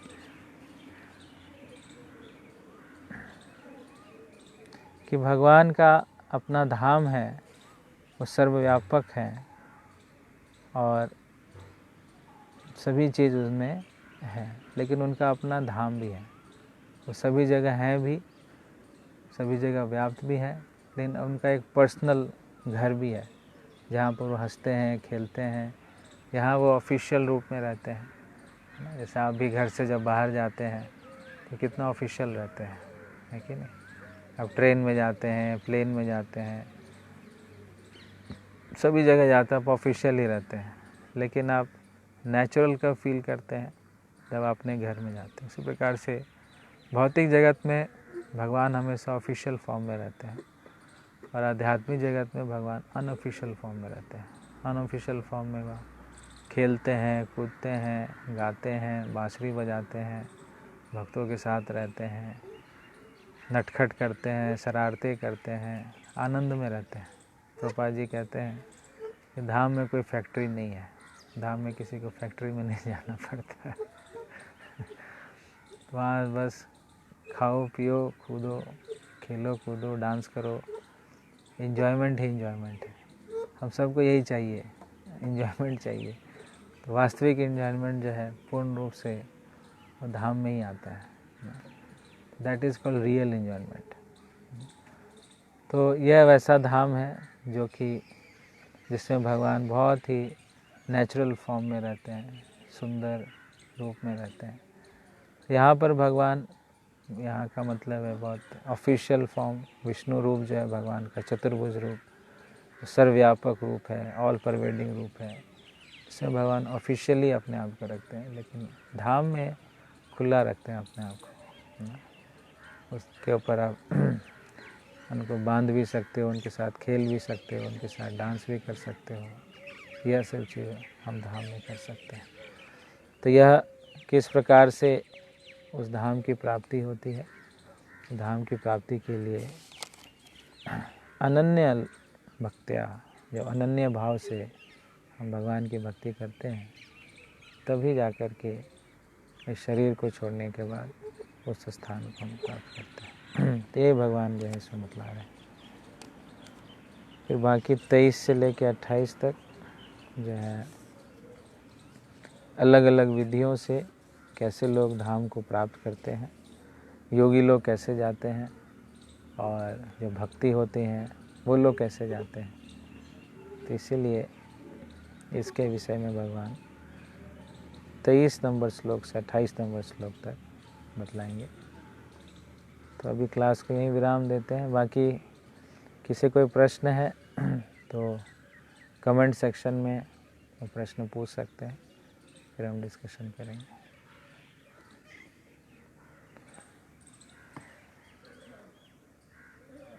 भगवान के चंदन दर्शन की बहुत इच्छा हो। 7 बजे होंगे दर्शन। दर्शन करवा देंगे। आज चंदन यात्रा है, अक्षय तृतीया है और आज से लेकर के 21 दिनों तक भगवान को चंदन लगेगा। तो हमारे मंदिर में भी राधा माधव जी को पूरे फुल बॉडी चंदन लगाया गया है। तो आप अपने अपने घर में भी भगवान को चंदन लगा सकते हैं।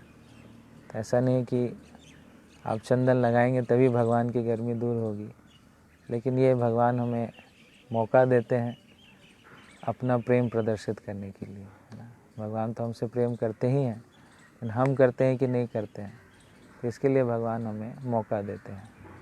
तो ये सब जो है वह मौका है हमारे पास अपने प्रेम को प्रदर्शित करने के लिए। तो आप अपने डीटीज़ को घर में, अगर आप में चंदन है, चंदन मतलब वो लकड़ी वाला चंदन, गोपी चंदन नहीं, तो लकड़ी वाला चंदन है, उसको घिसिए और पूरे बॉडी पे, क्योंकि डीटीज़ तो आपके घर में छोटे छोटे ही होंगे, ज़्यादा बड़ा डीटीज़ तो नहीं होगा। तो चंदन घिस करके उनको लगाइए और देखिए कितना अच्छा लगता है। उनको जितने अच्छे से आप चंदन लगाएंगे, ठंडक, आपके हृदय में ठंडक आपको मिलेगी। तो आपका हृदय ठंडा होगा, कूल होगा। आपकी जो तृष्णाएं हैं, जो तृष्णाओं के कारण तपिश होती है, भौतिकता की तृष्णाएं होती हैं, वो हमारी तृष्णाएं शांत होती हैं। तो ये जो चंदन है, चंदन यात्रा बहुत महत्वपूर्ण है हमारे लिए। और माधवेंद्र पुरी जी ने इसको स्टार्ट किया था, क्योंकि भगवान ने उनको स्वयं बोला था, कि मुझे बहुत गर्मी लग रही है, मुझे चंदन लगाओ। तो वो चंदन स्पेशली लेने के लिए जगन्नाथपुरी गए और वहाँ पर गोपीनाथ जी को उन्होंने चंदन लगाया रेमुना में। तो ये अच्छा मौका हमारे पास लगा। दर्शन हम अभी 7 बजे जब आरती का टाइम होगा, अभी दर्शन बंद है, तो उस समय आपके दर्शन करवा देंगे।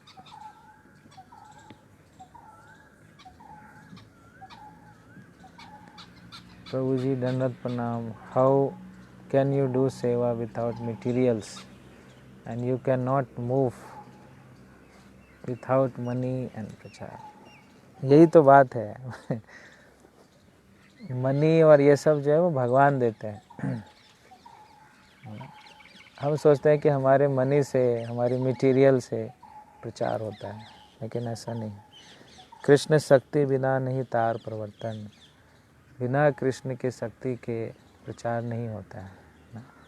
तो अगर आप समझेंगे कि मेरी मनी से प्रचार हो रहा है तो प्रचार नहीं हो रहा है, आपका अहंकार बढ़ रहा है ना। वो कोई प्रचार नहीं है, आपका फिर आश्रय नहीं है भगवान के ऊपर।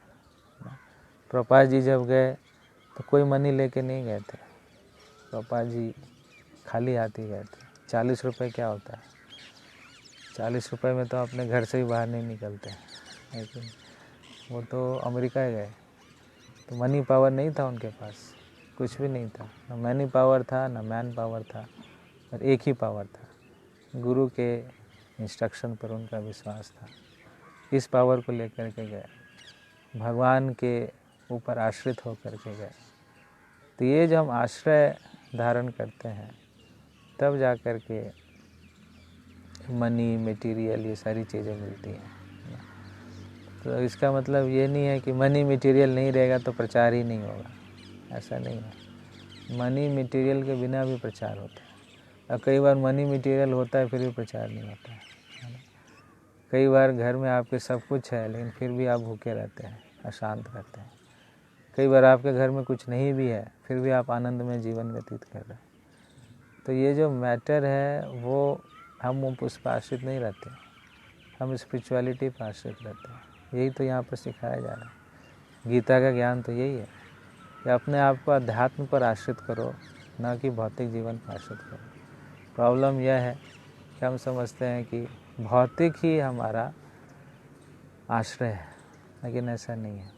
किसी को मायावाद कहते हैं, मायावादी भी यही चीज़ कहते हैं कि भगवान को भी आश्रय लेना पड़ता है माया का, तब जा कर के भगवान प्रकट होता है। तो भक्त का यह स्वभाव नहीं है। भक्त हमेशा, चाहे धन हो चाहे निर्धनता हो, आश्रय जो है हमेशा आध्यात्मिक ही होता है। अगर भगवान की इच्छा है तो धन देंगे, भगवान की इच्छा नहीं है तो धन नहीं देंगे। जो प्रचार है भगवान की इच्छा पर आश्रित है, हमारी इच्छा पर आश्रित है। हम खाली प्रयास कर सकते हैं। इसलिए हमें यह नहीं समझना चाहिए कि धन ही सब कुछ है और ये भौतिक चीज़ें ही सब कुछ है।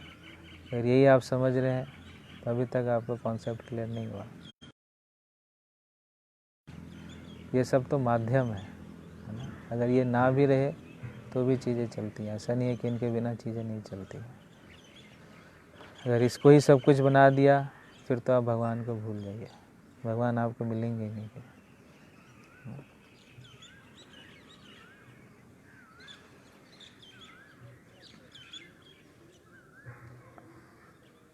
हरे कृष्णा। प्रभु जी, मनवंतर की गणना किस प्रकार से है?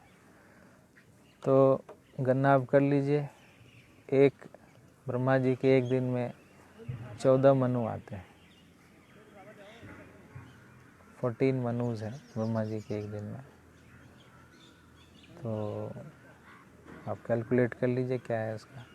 और एक दिन जो है ब्रह्मा जी का वह 1000 चतुर्युग के बराबर होता है। तो 1000 चतुर्युग में ब्रह्मा जी के 14 मनुज आते हैं। तो फिर एक मनु का कितना है तो आप कैलकुलेटर लेके कैलकुलेट कर लीजिए।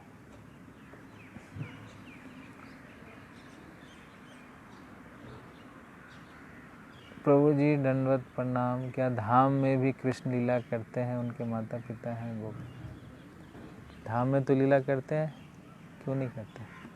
माता पिता है, यशोदा माता है, नंद बाबा हैं, गोपियाँ हैं, राधा रानी है, चंद्रावली है ना, और भी बहुत सारी गोपियाँ हैं भगवान की, मंजरियाँ हैं, सखाएँ हैं, गायें हैं, मोर है, कोयल है, सूका है, पैरट है, सब है वहाँ। ये तो परवर्टेड रिफ्लेक्शन है, जो हम चीज़ें देखते हैं तो परछाई है, प्रतिबिंब है।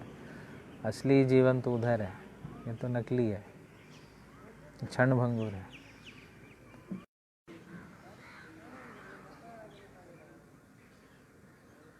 Does world end after 4 युगा और आफ्टर कल्प?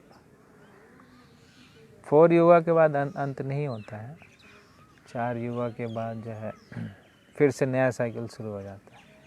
कलयुग के अंत में कल्कि जी आते हैं और जो भी पापी लोग हैं उनका संहार कर देते हैं, तो जो कुछ पुण्यात्माएं होते हैं वो बचते हैं, फिर वहीं से नया युग की शुरुआत हो जाती है।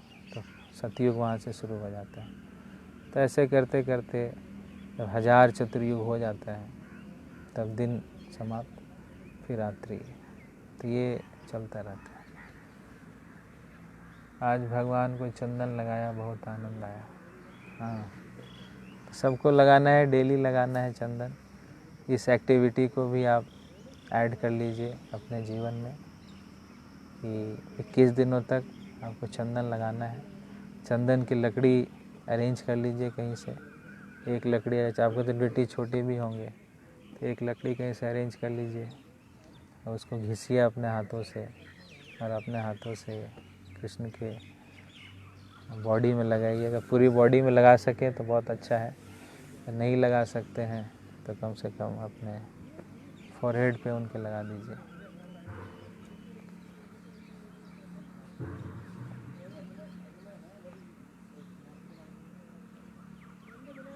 प्रभु जी, क्या गौर निताई भी ब्रह्मा के एक दिन में एक बार ही आते हैं?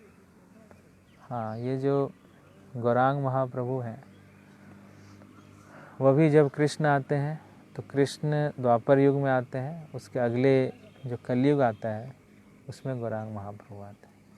बाकी युगों में वासुदेव आते हैं और उसके बाद जो कलयुग उसमें गौर नारायण आते हैं। ये वाले महाप्रभु नहीं आते, वो दूसरे होते हैं महाप्रभु, लेकिन भगवान के ही वो विस्तार है।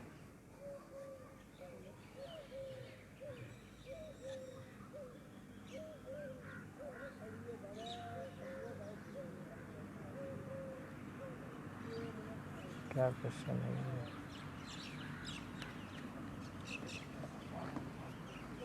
कलयुग का वास किन किन स्थान पर है? कलयुग का वास 4 और +1, 4+1 है। जहाँ मांस भक्षण होता है वहाँ कलयुग है, जहाँ नशा होता है वहाँ कलयुग है, जहाँ पर अवैध संबंध होता है वहाँ कलयुग है, जहाँ पे जुआ सट्टा इत्यादि खेला जाता है वहाँ कलयुग है, और जहाँ पर पैसा है, धन है, वहाँ पे कलयुग है। इन 4 स्थानों पर कलयुग रहता है। तो आपने घर में धन छुपा के रखा है तो कलयुग छुपाया हुआ है तो इसलिए उस धन को भगवान की सेवा में लगाने का, सही इस्तेमाल करने का है। अगर आप सही इस्तेमाल करेंगे तो फिर वो लक्ष्मी कहलाती है, अगर आप सही इस्तेमाल नहीं करेंगे तो माया कहलाएगी। और गलत फिजूल खर्ची करेंगे, अपनी इंद्र तृप्ति में लगाते रहेंगे तो आपके लिए बंधन का कारण बन जाएगी। लेकिन उसको भक्तिमय सेवा में लगाएंगे, सही प्रकार से लगाएंगे तो आपके बंधन से मुक्त होने का कारण बनेगी। इसलिए धन बहुत सेंसिटिव चीज़ है, इसको हमें भगवान की संपत्ति समझ करके इसका इस्तेमाल करना चाहिए, ना कि अपनी संपत्ति समझ करके इसका फिजूल खर्ची करना चाहिए।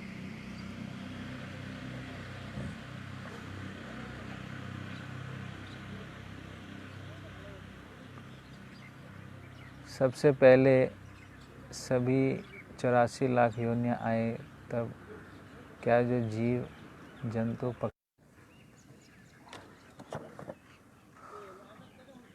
क्या जो जीव जंतु पक्षी वृक्ष थे उनका पूरा चक्र घूमकर मनुष्य योनि मिलती है, क्योंकि पहले तो कोई कर्म नहीं किए थे। भागवतम में है कि मनु के बच्चों से सभी उत्पन्न हुए। हाँ, तो इसमें एग्जैक्ट कहाँ से शुरू हुआ ये कहीं पे वर्णन नहीं आता है कि कहाँ से शुरू हुआ। तो जब महाविष्णु की गोद से हम बाहर निकलते हैं, जब बाहर, तो पिछले स्थिति जहाँ जिस स्थिति में हम थे उसी स्थिति को पुनः रिज्यूम कर जाते हैं। मान लीजिए मच्छर बन के हम मरे, या अगला हमारा फिक्स था मच्छर बनना है, तो जब हम उस से प्रकट होंगे तब मच्छर बन के निकलेंगे, मच्छर की योनि में हमारा जन्म प्राप्त होगा। तो जिस स्थिति में हम महाविष्णु के घर में गए उसी स्थिति को हमने फिर से रीइंस्टेट कर लिया। एक प्रकार से हाइबरनेशन है, हाइबरनेशन स्टेट में सब कुछ चला जाता है, सब कुछ डिलीट नहीं होता है, सब कुछ समाप्त नहीं होता है। अपने अपने कर्म, अपनी इच्छाएं जैसे जैसे हमारी रहती है उसी के अनुसार जो है हमें फिर जहाँ से हमें स्टार्ट करना होता है फिर वहीं से हम स्टार्ट करते हैं।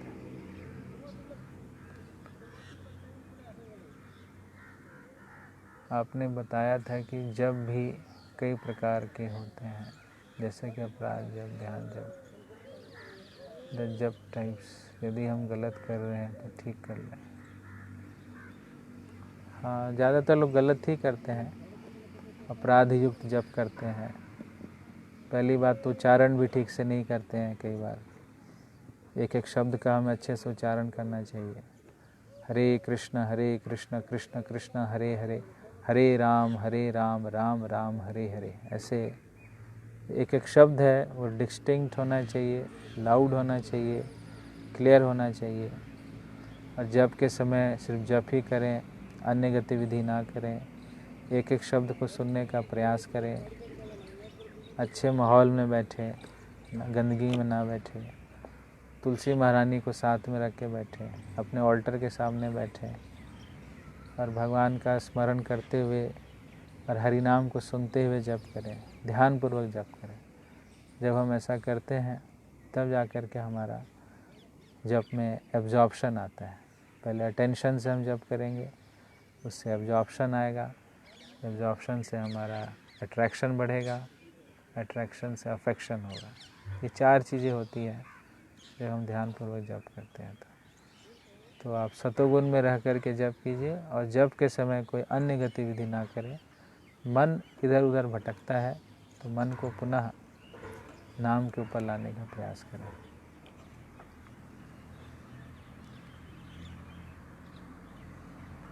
भगवान के अवतरण के बिना चतुर्युगों की क्या स्थिति होती है। भगवान आते हैं, हर एक युग में आते हैं। रात्रि में तो नहीं आते। जब ब्रह्मा जी की रात्रि होगी उस समय तो कुछ नहीं होगा, तो नाइट आउट हो गया सब सो रहे हैं। तो जब दिन होता है तभी आते हैं सब, दिन में ही गतिविधियाँ होती हैं। नाइट है तब नहीं होता। महाप्रलय के बाद वही ब्रह्मा जी वापस अपने पद पर लौटते हैं। महाप्रलय के बाद अगर ब्रह्मा जी वही भी आ सकते हैं या ऐसा कोई जीव नहीं है तो भगवान को कई बार खुद ही ब्रह्मा जी का पोस्ट धारण करना पड़ता है। कई बार ऐसी स्थिति भी होती है। या फिर दूसरा जीव भी मान लो कोई ऐसा तैयार हो गया है ब्रह्मा जी के पोस्ट के लिए तो वो भी आ सकते हैं। तो अलग अलग कॉम्बिनेशंस होते हैं इसमें।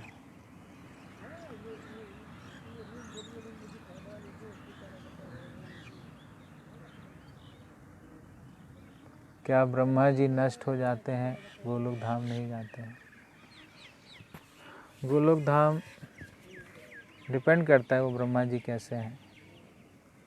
एक ही ब्रह्मा जी नहीं होते हैं, अलग अलग ब्रह्मा जी होते हैं। ब्रह्मा जी अगर भगवान के भक्त हैं और उन्होंने माधुर्य भाव का अंगीकार कर लिया है, जैसे वही ब्रह्मा जी अभी हरिदास ठाकुर बन कर के आए, उनको पश्चाताप हुआ जब उन्होंने भगवान के प्रति अपराध किया था। तो उस अपराध को समाप्त करने के लिए, उसका माफ़ी मांगने के लिए, क्षमा प्रार्थना के लिए वही ब्रह्मा जी हरिदास ठाकुर बन के आए थे। तो डिपेंड करता है कि उन्होंने कितना love of God head develop कर लिया है। अगर भगवान का प्रेम विकसित किया है तभी वो गोलोक धाम जाएंगे, अगर विकसित नहीं किया है तब नहीं जाएंगे।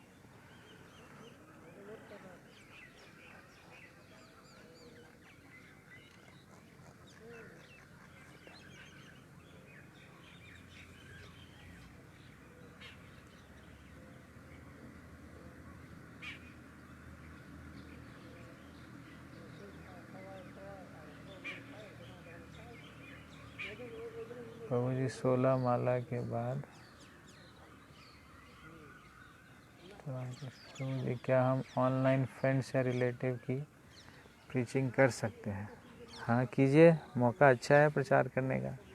सब तो ऐसे फ़ोन पे चिपके हुए बैठे हैं, तो आप इसको भगवान से चिपका दीजिए। चिपकने की तो आदत सबकी है, तो उस चिपकने की टेंडेंसी को कृष्ण में लगाना है। और फ़ोन से चिपके हैं और फ़ोन को कृष्ण से चिपका दीजिए, फिर वो भी कृष्ण से चिपक जाएंगे। तो A is parallel to B, B is parallel to C, तो A is parallel to C। तो जो जिससे चिपका हुआ है उसको कृष्ण से चिपका दो, अपने आप को कृष्ण से चिपक जाएगा। तो लोग फ़ोन से चिपके हैं और फ़ोन को कृष्ण से चिपका दो, तो अच्छा मौका है प्रचार का। प्रचार कीजिए,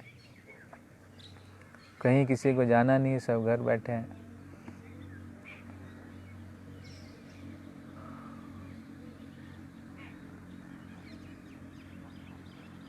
कलयुग का वास स्थान, ये तो हो गया ना।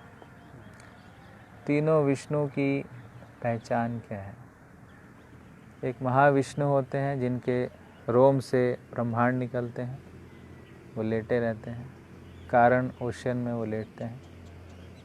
उसके बाद एक एक ब्रह्मांड में गर्भोदक्षाई विष्णु प्रवेश करते हैं, जिनके नाभि कमल से ब्रह्मा जी प्रकट होते हैं। और फिर जितने भी जीव हैं सभी जीवों के हृदय में भगवान प्रवेश करते हैं, जिनको क्षीरदक्षाई विष्णु कहते हैं। तो मुख्य रूप से ये तीन विष्णु हैं इस भौतिक जगत में। तो मुझे न्यूज़ देखना चाहिए नहीं? न्यूज़ तो एक ही अभी कोरोना, कितना कोरोना को देखोगे आप? सभी में कोरोना कोरोना। तो कोरोना को पता ही है आपको, अभी लॉकडाउन चलने वाला लंबा। न्यूज़ तो एक ही है, कोरोना कोरोना कोरोना।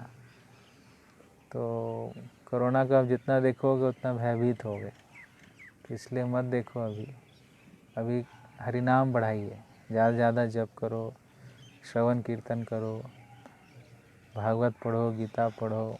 जो चीज़ आप नहीं कर पाए, मुझे लगता है कि आप एज तो हो ही गई हो आपकी 40 साल में जो आप नहीं कर पाए भक्ति से संबंधित, उसको आप कर लीजिए। भगवान ने अभी अच्छा मौका दिया है। मौका को अगर गंवाएंगे तो भगवान पता नहीं मौका देंगे कि नहीं देंगे। न्यूज़ तो ऐसा ही रहेगा, हमेशा ख़राब ही न्यूज़ आता है, अच्छा न्यूज़ तो कभी सुना ही नहीं है। तो इसीलिए न्यूज़ से आसक्ति ना रखें और भगवान से अपनी आसक्ति को बढ़ाएं।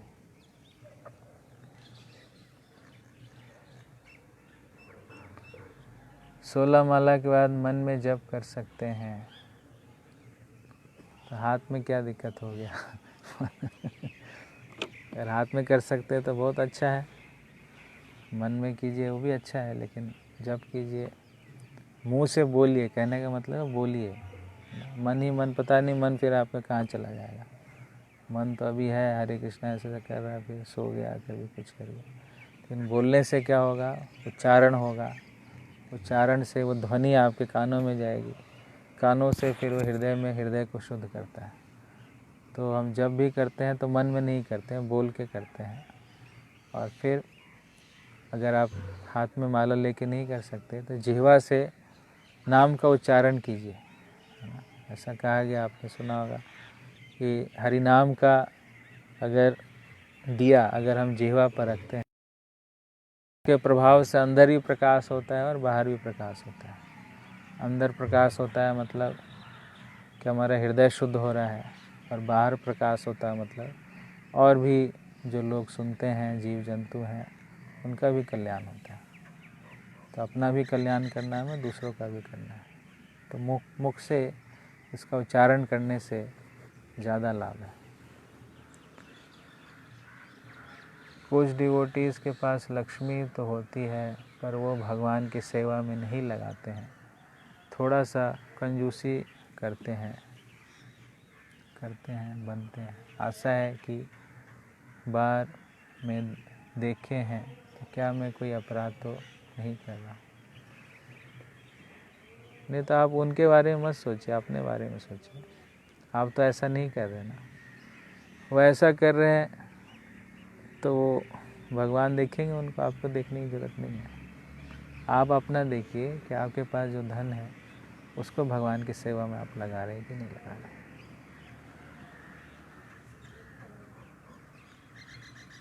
तुच्छ जीव हूँ मैं किसी छूटूंगी, मैं कैसे छूटूंगी, सभी तुच्छ हैं इधर कोई बड़ा छोटा नहीं है, सभी बद्ध जीव हैं, तभी इधर हम हैं, कलयुग तक हैं, तो इसका मतलब गंदगी बहुत ज़्यादा है, पतित जीव हैं।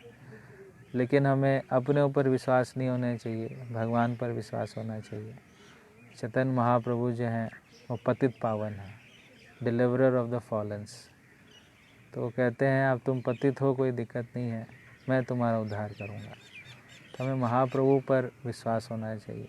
वो कह गए हैं कि मैं पतितों का उद्धार करूँगा, तो करेंगे। तो महाप्रभु के शरण में आए, उन्होंने जो हमें हरिनाम संकीर्तन दिया है, नाम जप दिया है, भगवान से प्रेम करने की विधि बताई है, उस विधि का हम पालन करें तो अपने आप इस पतित अवस्था से बाहर निकल सकते हैं।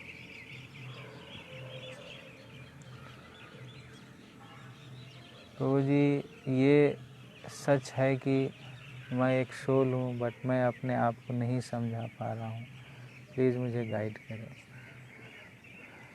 हाँ, ये सोल है, ये कब पता चलता है ना? जैसे आप अपने आप को भी कब देख पाते हो? लाइट में देख पाते हो, अंधेरे में नहीं देख पाते। जब सूर्य की लाइट, अब सूर्य को देखोगे तो अपने आप को देख पाओगे। तो इसी प्रकार से आत्मज्ञान के अच्छे प्राप्त करने के लिए हमें भगवान का ज्ञान बहुत ज़रूरी है। इसलिए भगवत ज्ञान को आप अच्छे से जानने का प्रयास कीजिए। जब आप भगवत ज्ञान का समझने का प्रयास करेंगे तब उस ज्ञान के प्रभाव से आपका अपने विषय में पता चलना शुरू हो जाता है ना। इसलिए कृष्ण के विषय में श्रवण कीर्तन बढ़ाएं, हरिनाम जप बढ़ाएं, उनकी सेवा बढ़ाएं, उनकी चर्चा बढ़ाएं। तो जब वो सूर्य प्रकाशित होगा है ना, भगवत ज्ञान का सूर्य प्रकाशित होगा, तो अपने आप आपको यह अनुभूति कि आप शरीर नहीं आत्मा है, ये अपने आप होने लगेगा।